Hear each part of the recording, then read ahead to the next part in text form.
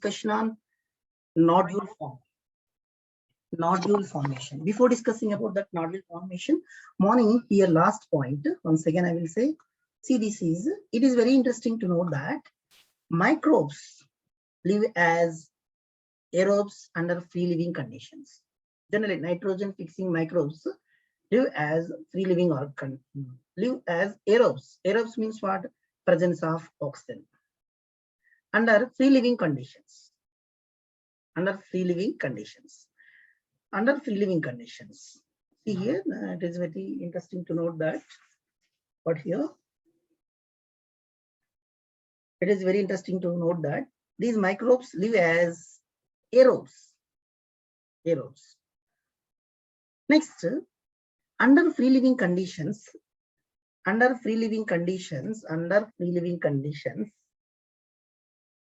they become anaerobic. See here, this point. So microbes live as aerobes. Aerobes means aerobic condition. Sorry, aerobic condition, presence of oxygen. So presence of oxygen, when oxygen is available, at that time, they live free living conditions. They survive as the free living conditions. So when they become anaerobic conditions means what? Absence of oxygen conditions. The nitrogenase enzyme is protected, but it is not functional. Where nitrogenase is not operational, where nitrogenase enzyme is not operational, at that conditions, that particular microbes are spend their life as anaerobes. But during nitrogen fixing events, they become anaerobic conditions. When they are started fixing nitrogen, they becomes anaerobic conditions. Oxygen is not available. At that time, for that purpose, when anaerobic conditions happen, at that time this enzyme is functional. Okay, that means what? When nitrogen fixing microbes are aerobes, living as a free living conditions, at that time they are not involved in fixing nitrogen from atmosphere. When the same bacteria are converted into anaerobic conditions, absence of oxygen, at that time, so they're ready to fix the atmospheric nitrogen. For that purpose, the nitrogenase enzyme is protected. Aerobic conditions, nitrogenase enzyme is not functional. Anaerobic conditions, nitrogenase enzyme is functional. Okay. So next event.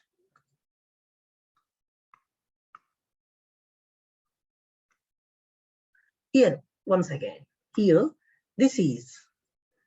two molecules of ammonia are formed. For each molecule of ammonia, 8 ATP. 8 ATP is required. Here formed from 2 nitrogen atoms. How many formed? 2 ammonia formed. So that 2 ammonia means for 1 ammonia, 8 ATP. For 2 ammonia, 16 ATP are required. Next, nodule formation.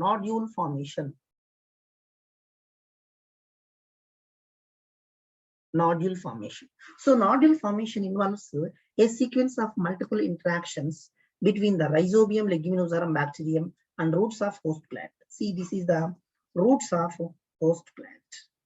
In this one, like this way, root nodules are present.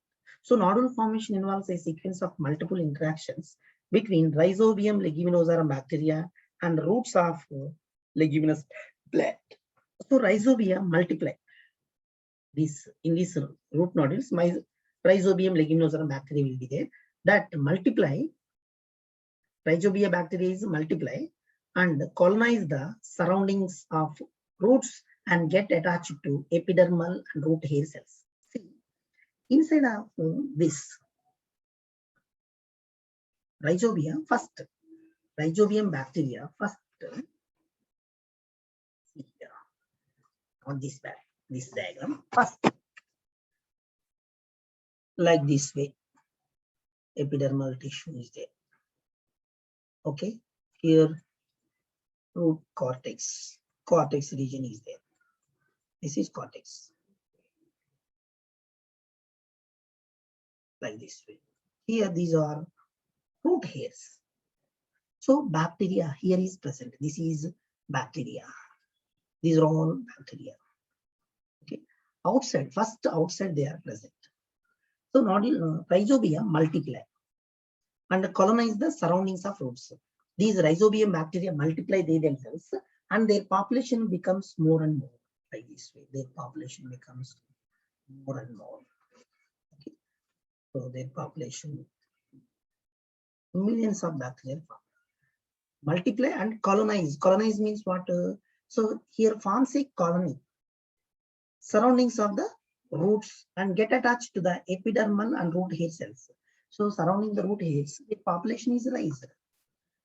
After rising, they are attached to the epidermal cells of the root hair. They are attached to the epidermal cells of the root hair.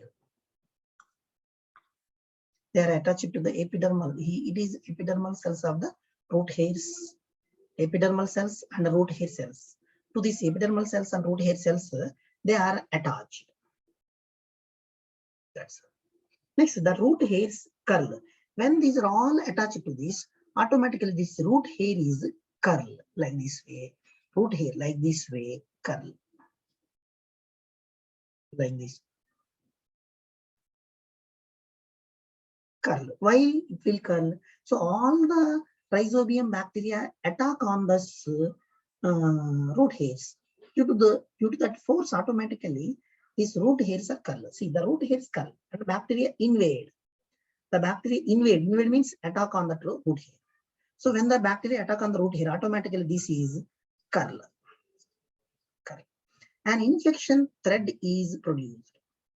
Infection thread means what? So like this way. When the root hair is curl,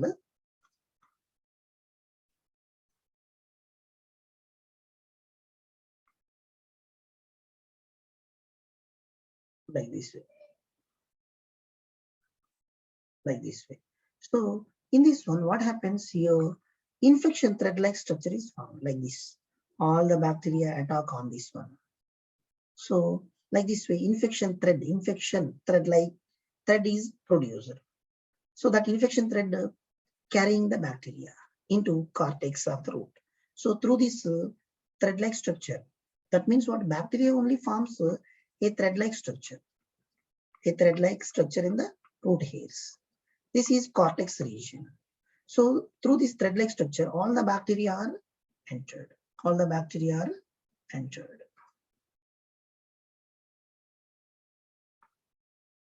All the bacteria are entered and reach to the cortex region. See, produced carrying the bacteria into the cortex of the root. So these are all the bacteria continuously reach to the cortex. This is the cortex region, cortex of the roots. When they initiate the new nodule formation in the cortex of the root, where they initiate the nodule formation in the cortex of the roots. Here, like this way, small nodules are formed. In this region, small nodules are formed. So through this, it is called continuous column-like structure. Through this column-like structure, all the bacteria are entered and reach to the cortex region. In the cortex region, like this way, nodules are formed. These are called nodules. Nodules are formed. Okay, nodules are formed. So where they initiate nodule formation in the cortex of the root. Then the bacteria are released from the thread into the cells, which leads to the differentiation of the cells, nitrogen fixing cells. Okay, so when bacteria is entered into the cortex region, those bacteria released. Then the bacteria are released from the thread into the cells. So thread-like structure, from this thread-like structure, those are all the bacteria are released and enters into this nodule-like cells. These nodule-like cells, like this nodule-like cells, enters into the nodule-like cells. Okay, which leads to the differentiation of the specialized nitrogen fixing cells. When those cells are entered into the, so like this way, these are all called nodules. So in the nodules, okay, those are all differentiate, which leads to differentiation of the specialized nitrogen fixing cells. Inside, specialized nitrogen fixing cells are differentiated in the roots. So the nodule thus formed establishes direct vascular connection with the host for exchange of nutrients. Okay, so like this way, nodules are formed. Like this way, nodules are formed. These are directly contact with vascular system, that is xylem, for exchanging nutrients. So the nodule contains all necessary biochemical components. Nodules contains all necessary biochemical components. Necessary biochemical components. So in these nodules, necessary biochemical components such as the enzyme nitrogenase and leg hemoglobin. Mainly enzyme nitrogenase and leg hemoglobin. These are all present in these nodules. So depends upon the environmental conditions under aerobic and anaerobic conditions. So those nitrogenase and leg hemoglobin substances helps in fixing of nitrogen into the plants, and that nitrogen is transferred to the plants. In some plants, nitrogen directly is supplied. In some plants, ammonia is supplied. In some plants, nitrates supplied. So this is the formation of root nodules in leguminous plants. Next, fate of ammonia. What is the fate of ammonia? First, here we are discussing ammonia and HE4. So what is the fate of ammonia? So at physiological pH in plants, the ammonia is converted into ammonium ion, protonated, nothing but converted into ammonium ion. So while most of the plants can absorb nitrate as well as ammonium ions. Some plants absorb nitrate, some plants absorb nitrite, some plants absorb ammonium ion. Already said that. Okay, so while most of the plants absorb nitrate as well as ammonium ions, the latter is quite toxic to the plants. If more and more ammonium ion is absorbed by the plant, it becomes toxic. The latter is quite toxic to the plants. So this ammonium ion, if more absorbed by the plant, it becomes toxic to the plants. Hence, the plants cannot absorb more and more ammonium ion. So this ammonium ion is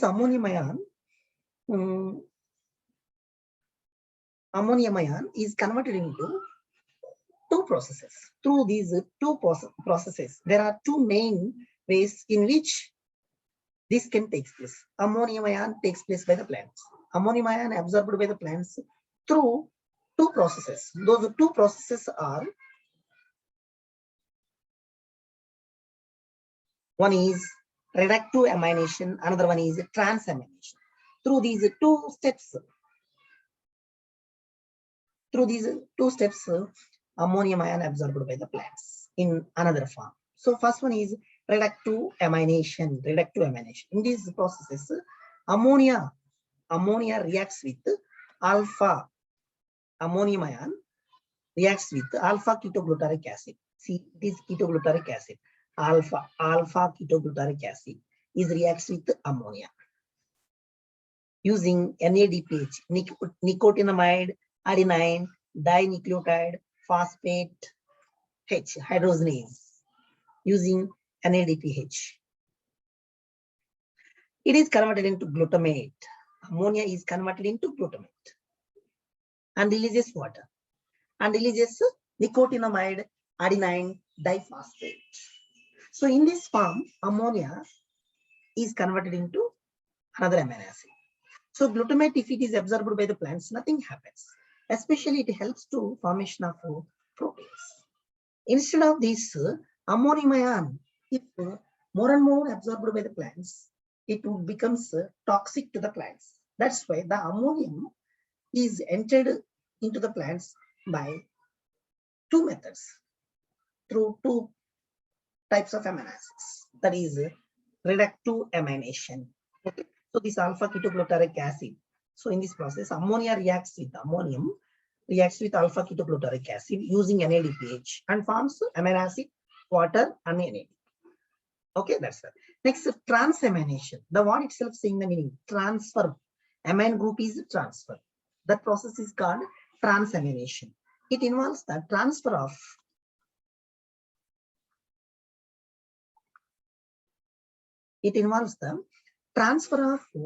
amine group from one amino acid. For example, glutamic acid, glutamic acid, glutamic acid. It involves the transfer of amino group from the glutamic acid, amino group from one amino acid. One amino acid means glutamic acid to the keto group of keto acid, keto acid, keto acid, to the keto group of keto acid, to the keto group of keto acid is the main amino acid from which the transfer of NH3, the amino group takes place, and another amino acids are formed through transamination. See, that means what?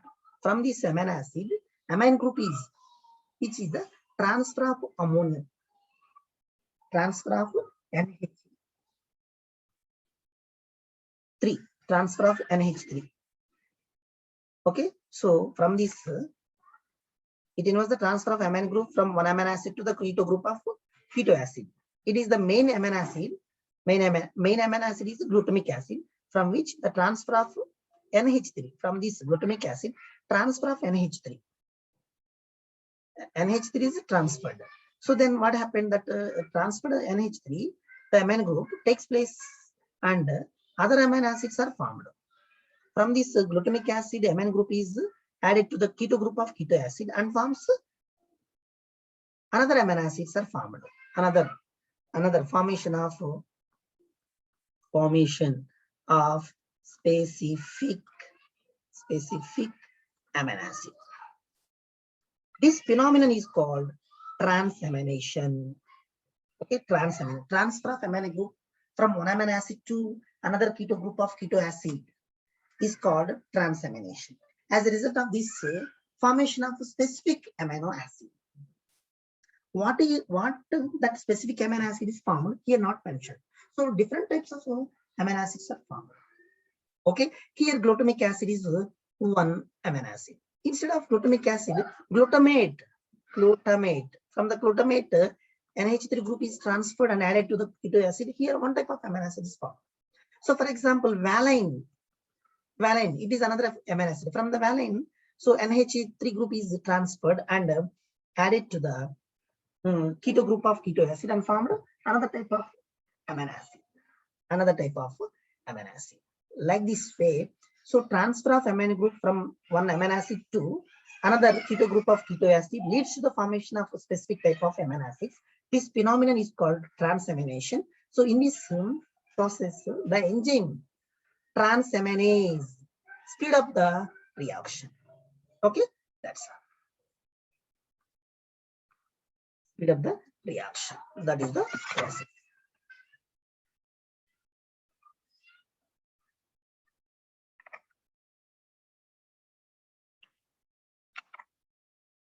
That's all. This is the explanation in textbook. So under this, see, for equation follow textbook. In textbook, one equation given. What the equation given? R1 CH ion and NH3 given. Okay, so here place R2 C double bond O COO ion given. So it is keto group. It is amino acid. From this amino acid, NH3 group is added. NH3 group is added to keto group of keto acid. See, keto group of keto acid. R2 C NH3 plus H COON. So this NH3 group are added to the keto group of keto acid. It is keto group. So to this R2 in this place NH3 added. Okay, so this H added here. So that is what here shown. So this is as usually represented here. So when amine group is added to this keto group of keto acid, so after removing the NH3 and H, then it becomes R1 C double bond O COO ion. It is called carbonic acid. It is called a specific type of amino acid. So this is what I have given simple form. What I given NH3 group In the equation, they have given NH3 transferring NH3 given, but in explanation, they said that amine group. Okay, so that's why as usually here also I have mentioned NH3. See in the diagram, if you see in the equation, so this NH3 is transferred to keto group.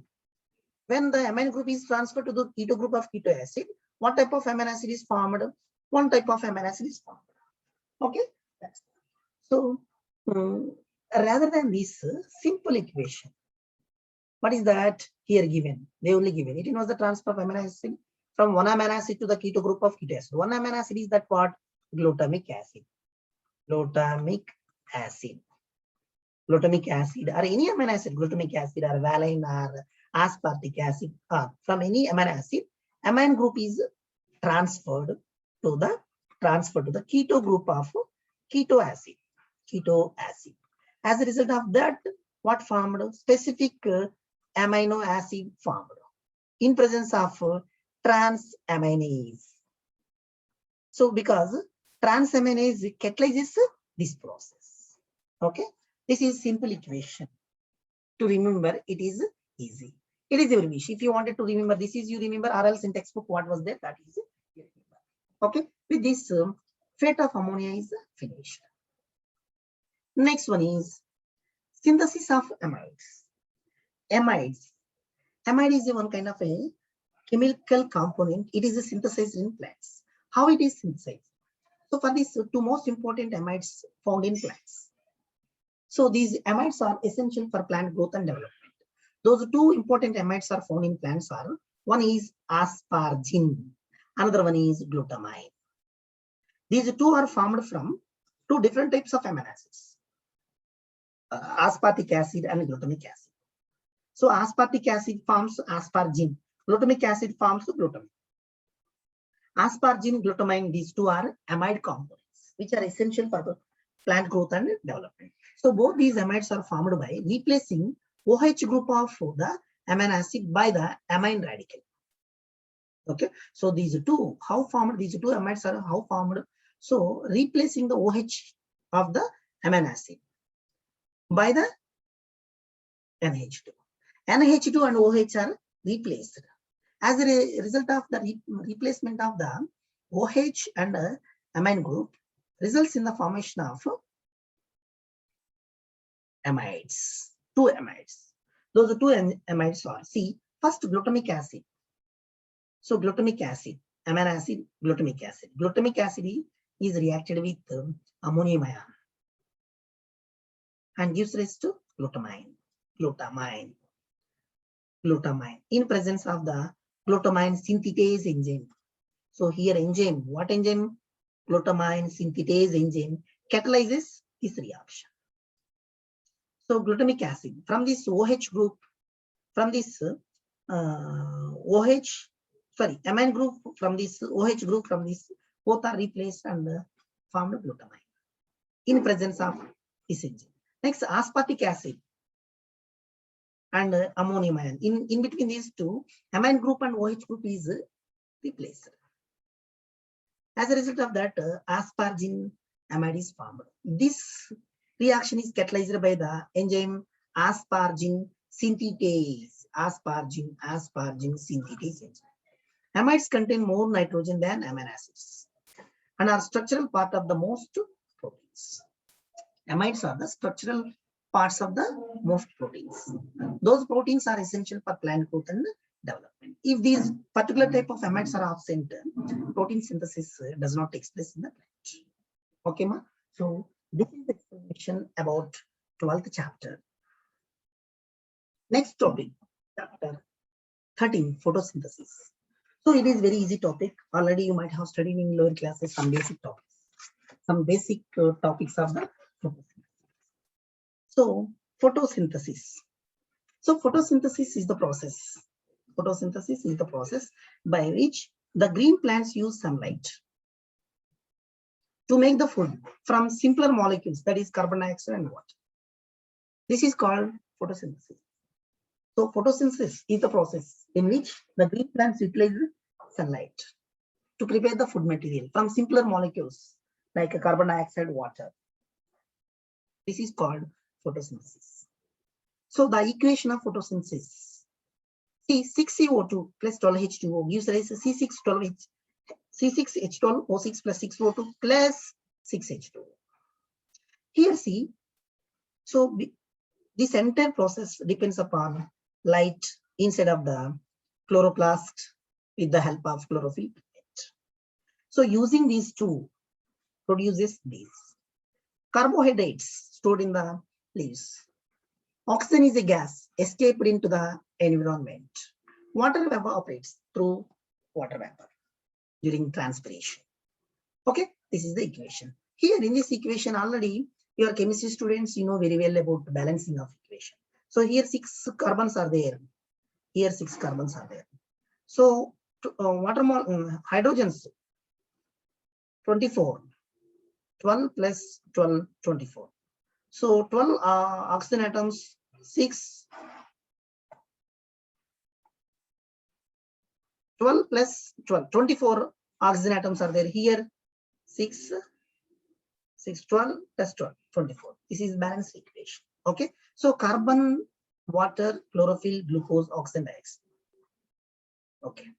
So here it is carbon dioxide, it is water. Chlorophyll, it is glucose, it is oxygen, it is oxygen, it is water. Okay. So the equation can be summarized as raw materials are carbon dioxide and water.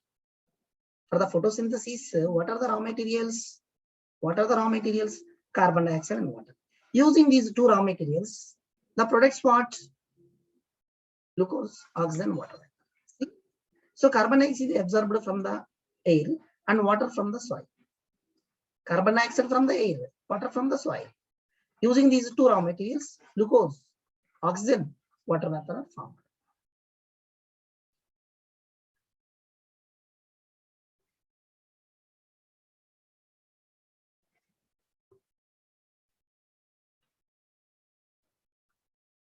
The energy needed for chemical reaction is derived from light absorbed by chlorophyll. Already in that equation that only I said that. Energy needed for chemical reactions, that is derived from light energy, light absorbed chlorophyll. So sunlight is absorbed by the chlorophyll. So from the sunlight, so the chlorophyll absorbs some amount of energy. That is called photosynthesis. Okay. Next, simple sugars like glucose. Simple sugars like glucose. Simple sugars like glucose are the products. In that equation, that only glucose are the products. Oxygen is a byproduct. Chloroplast contains a pigment, that is chlorophyll. Chlorophyll can trap sunlight. So photosynthesis requires chlorophyll pigment. For photosynthesis, what are the requirements? Chlorophyll pigment, light, water, carbon dioxide, and chloroplasts. So chloroplasts are the sites of photosynthesis. Actually, in green leaves, so in the green leaves, chloroplasts are the actual sites of photosynthesis. By some simple experiments, it can be proved that chlorophyll is necessary for photosynthesis and carbon dioxide. Through simple experiments, it is proved that so photosynthesis, chlorophyll is necessary for photosynthesis. And at the same time, carbon dioxide is required for photosynthesis. These are, we can see through simple experiments. Okay, that's a C. So chlorophyll is necessary for photosynthesis can be proved by doing experiments on two leaves, that is variegated leaf or leaf that is partially covered with black pepper and one that is exposed light. So this is the experiment. Tomorrow we will see